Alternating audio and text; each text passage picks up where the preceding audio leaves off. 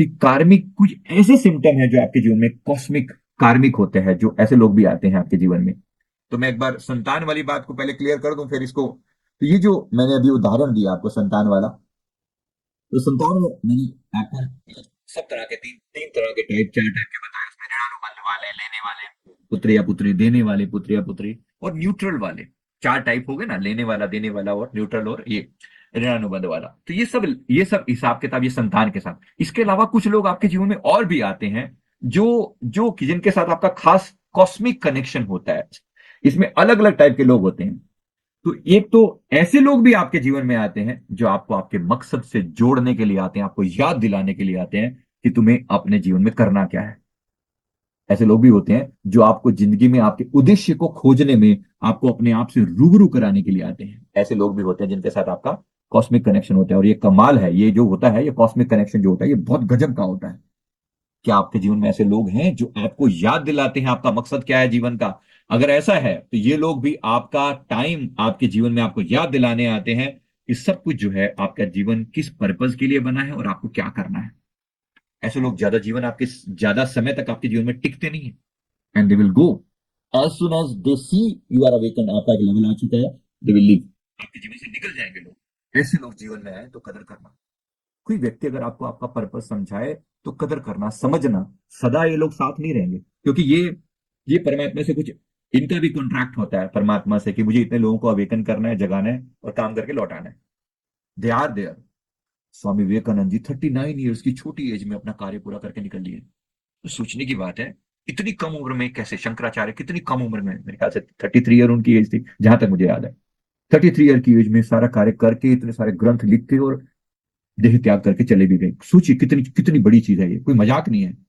इसका अर्थ क्या है? ऐसे लोग हैं जीवन में जो आपको आपके मकसद की पहचान कराने के लिए आते हैं।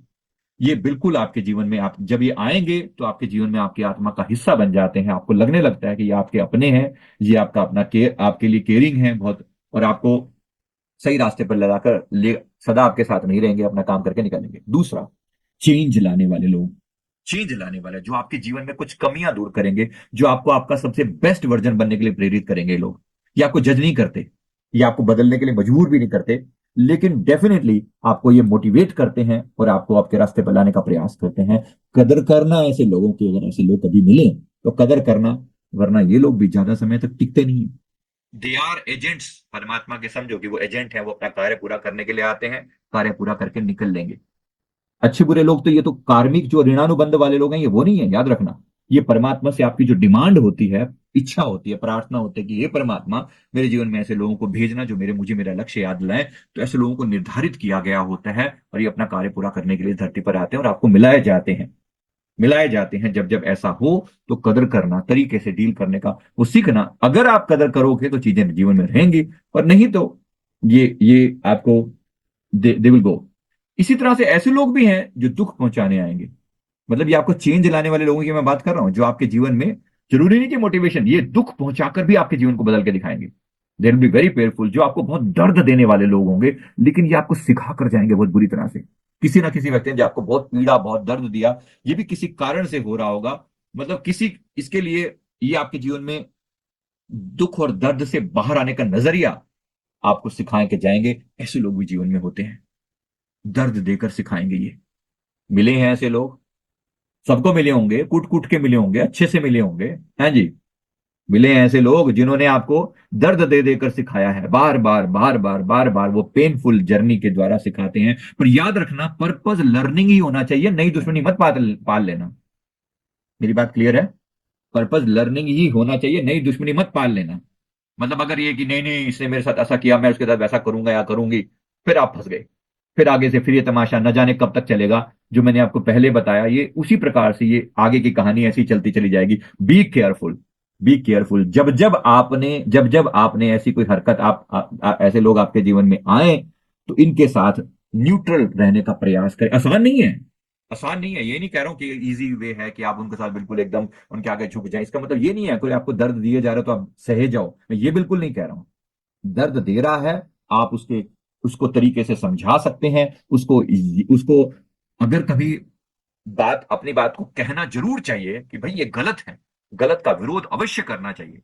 पर ये जानना भी चाहिए कि व्यक्ति दर्द तब तक देगा जब तक उसका आपके साथ अकाउंट पेंडिंग है, या तो अकाउंट होगा आपके साथ, या फिर वो आपको सिखाने के लिए आया है खास तरह से। क्योंकि कुछ ऐसा दर्द भी होते हैं, कुछ ऐसी तकलीफें भी होती है, जो मैंने कार्मिक चेक की है, कुछ ऐसी चीजें भी हैं जो आपने किसी के प्रति बुरा किया था, लेकिन वो चीजें अब आपके जीवन में डायरेक्टली नहीं दी जा सकती। उदाहरण के लिए, मैंने किसी व्यक्ति का पास देखा जो इस जीवन में बहुत सफरिंग, बहुत शारीरिक पीड़ाओं से गुजर रहा था, बहुत शारीरिक और मानसिक पीड़ाओं से वो गुजर रहा था। तो पता लगा कि उसका वो पिछले जीवन में एक शिकारी था, एक शिकारी था। अब शिकारी होकर उसने पशु पक्षियों को बहुत मारा, पशु पक्षियों को बहुत मारा। शिकारी था, गुलेल से लेके ठा ठा ठा ऐसे मारता था किसी को। अब कोई पशु या पक्षी जो है वो पक्षियों को ज्यादा होता था, मतलब पशु तो खैर गुलेल से नहीं, लेकिन बड़े बड़े जो छोटे मोटे पशु हो सकते हैं या फिर पक्षी जो है ना, उनको गुलेल से ऐसे बड़े मारता था। तो मार के अब किसी को वो लगा तो पूरा मर गया वो, या फिर मरा अधमरा होकर पड़ा रहा, कई दिन तक तड़पता रहा और फिर मरा। तो ऐसे केस में अब वो सारे के सारे हिसाब किताब इस जीवन में उसके साथ आकर उसको अलग अलग तरह की पीड़ाओं के रूप में आती हैं, शारीरिक और मानसिक तकलीफों के रूप में वो सारी पीड़ाएं दी जा रही हैं। अब ये किसी को दोषी नहीं है, वैसे तो पशु पक्षियों के साथ उनका कार्मिक है, लेकिन वो कार्मिक एक व्यक्ति के द्वारा उसे दिया जा रहा है, उस व्यक्ति के द्वारा दिया जा रहा है उसको सिखाने के लिए, लर्निंग देने के लिए, ताकि उसकी लर्निंग सही ढंग से क्लियर हो जाए। क्योंकि पशु पक्षी उसको सिखाने तो नहीं आएंगे, सिर्फ दर्द देंगे। ऐसा ऐसा हो सकता है। तो ये जो मैंने देखा, आपको अलग अलग पैटर्न बता रहा हूं कि किस तरीके से ये दर्द दिए जाते हैं, किस तरीके से ये तकलीफें दी जाती हैं। Be careful, be careful. कुछ भी यहाँ पे सामान्य नहीं है, कुछ भी यहाँ पर सामान्य नहीं है। एक स्त्री का पीछे एक लेडी का पास देखा हमने। उसने वो उसने बताया कि मेरे शरीर में ना, मेरी स्किन जो है वो बुरी ऐसे, स्किन के ऊपर एक बीमारी से ऐसे लगता है, स्किन जो है ना वो धब्बे धब्बे से है पूरी स्किन के ऊपर। वो वर्टिगो की प्रॉब्लम शायद उसको क्या बोलते हैं, ऐसा कुछ। तो स्किन पर धब्बे भी हैं और स्किन ऐसे दर्द करती है बाहर पूरे, कोई ना कोई बीमारी, कोई ना कोई जो है चकत्ते से पड़े रहते हैं शरीर के ऊपर ऐसा। तो इसका पास जब हमने देखा, मतलब इसका जब कार्मिक चेक करते हैं ना, पूरी कहानी सामने आती है कि भाई आज आपको दिख तो रहा है कि व्यक्ति दर्द में है, तकलीफ में है, लेकिन कुछ तो गड़बड़ करी होगी। तो ये पिछले जीवन में ये स्त्री जो बहुत सुंदर थी और अपनी सुंदरता के कारण किसी को अपने सामने स्टैंड नहीं करने देती थी, मतलब ये फेमस थी, एक अच्छे लेवल पर थी।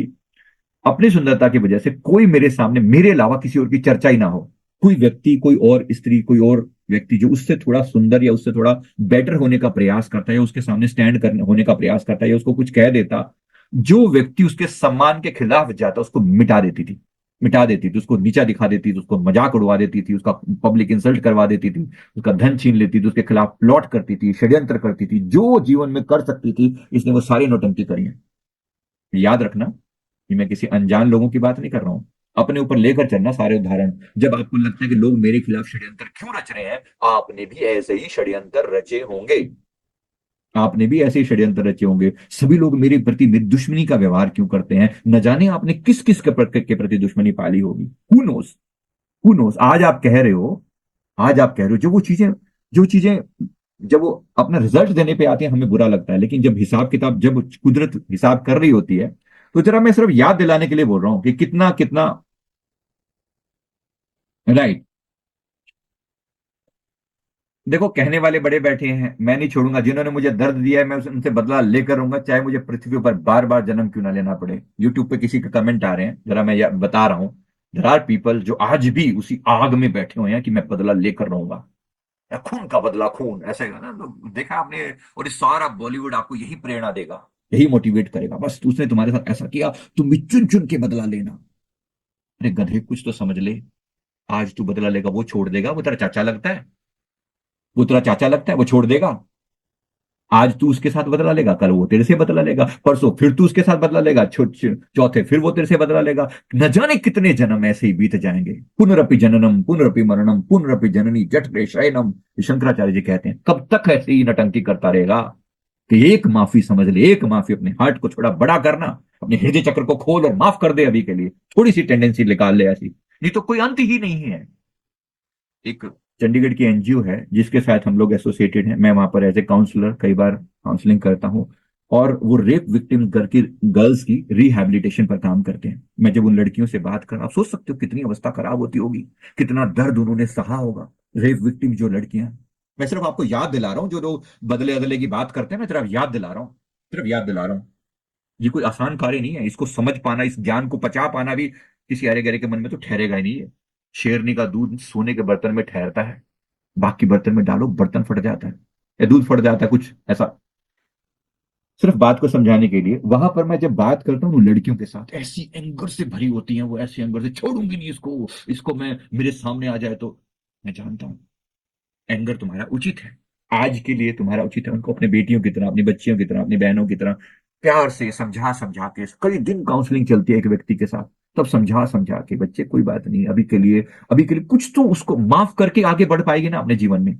नहीं मैं बदला लूंगी, मैं ऐसा, रेवेंज से भरी होती है ये, क्योंकि सारा सिस्टम हमारा ऐसा है, रेवेंज के प्रति सिखा रहा है, बार बार मोटिवेट कर रहा है, बदला लो, अदले का बदला, अदले का बदला, ऐसा खून का बदला खून, और आग के बदले आग, और फलाना ढिमका, यही सिखाया जा रहा है बार बार बार बार। अच्छा कर लोगे तो क्या कर लोगे। तो उसने इस बार रेप किया, फिर अब लगता बुरा है, क्षमा चाहता हूँ शब्द इस्तेमाल करने पड़ रहे हैं, उसने रेप किया, बिल्कुल बहुत बुरा है, जितना निंदा कर सकूं उतना बुरा है ये, जितना निंदनीय है, और उसको कठोर से कठोर सजा भी मिलनी चाहिए, पर तुम काहे को इस चक्कर में पड़ रहे हो। अगर तुमने रिवेंज वाले मोड में पर्सनल लेवल पर रिवेंज दिया, प्रकृति देगी ना सजा, कुछ तो परमात्मा पे भी भरोसा है कि नहीं है। प्रकृति देगी सजा, और खूब देगी, जम जम के देगी। ऐसे लोगों को ही कुत्ते का, गधे का, क्रौंच का जन्म दिया जाता है कि तुम सड़ो, तुम सड़ो। और ऐसे लोगों को कुत्ते के रूप में जन्म लेने के बाद भी इनको जघन्य बीमारी हो जाती है, इनके जेनिटल्स पर बीमारियां हो जाती, क्षमा चाहता हूं बोलना पड़ता है, ये वो बीमारियां इनको हो जाती है। जब आप ऐसी सजाएं देखते हो ना, तो ऐसे नहीं हो जाता कुछ भी, ऐसे नहीं, कुछ भी कारण, बिना कारण के कुछ नहीं होता यहाँ पर। तो प्रकृति अपनी सजा दे रही है ना, तुम काहे को इस साइकिल में खुद इंटरफेयर कर रहे हो। प्रकृति का सजा देने का अपना एक विधान है, इसी को कर्म का सिद्धांत कहते हैं। इसकी पूरी किताब लिखी है, कभी पढ़ लेना, इसमें कितने ही किस्से मैंने ऐसे जो मैं सुना रहा हूं, बता रहा हूं ना, इसमें पूरी विस्तार से यूट्यूब पर, ये अमेजोन पर अवेलेबल है, यूट्यूब पर तो मैंने बहुत सारी स्टोरीज में से डाली हैं, और एक और इसी टाइप का भी चल रहा है बहुत डिटेल में, पूरे 280-90 पेज हैं इसके अंदर, बहुत विस्तार से डिटेल में लिखी है, इतनी सारी स्टोरी, कम से कम 60-70-80 स्टोरी लिखी है अलग अलग, कि कौन कौन से एक्सपीरियंस हुए हैं, पता तो लगना चाहिए ना। ऑथेंटिकली मैं बोल रहा हूँ कि जो मैं कह रहा हूँ सारी पास्ट लाइफ की दुनिया भर की जो रिसर्च है उसके बेस पे कह रही हूं। तो ये जब जब आप किसी के प्रति रेवेंज वाला ख्याल लेकर आते हो, मैं उन बेटियों को समझाता हूं जो उसमें वो होती हैं, कि भाई तुम अपने इस जीवन को भी खराब करोगी, तुम बदला लेने के चक्कर में, मैं जाऊंगी, मैं ऐसा कर दूंगी, मैं, तुम कर तो दोगी, लेकिन तुम्हारा ये जीवन भी खराब होगा। और फिर बदला कैसे लोगे, चलो मार दो उसको, मार डालोगी, मान लो तुम उसे मार भी डालोगी, मार डालोगी, खून कर दोगी, जीवन बर्बाद कर दोगी, ऐसा कर दोगी, वैसा कर दोगी, जैसा कि मूवीज में बहुत कुछ दिखाया जाता है। राइट, होता है ना ऐसा, उसके लिए ये कर दिया, वो कर दिया, वो कर दिया, अच्छा कर दिया तो क्या, वो सामने वाला चुप होकर बैठ जाएगा क्या। सामने वाला चुपचाप बैठ जाएगा, झेल जाएगा सब कुछ। अच्छा उसने सेम कंसेप्ट, उसने भी कसम खा ली, मैं छूट, खून का बदला खून, मैं भी नहीं छोड़ूंगा उसको, तो फिर ये तमाशा क्या होगा, अगली बार फिर वो तुम्हारे ऊपर अटैक करेगा, कौन जाने उसमें से कौन बचेगा और कौन रहेगा, हम नहीं जानते। लेकिन ये खेल कब तक चलेगा, कोई अंत है इसका।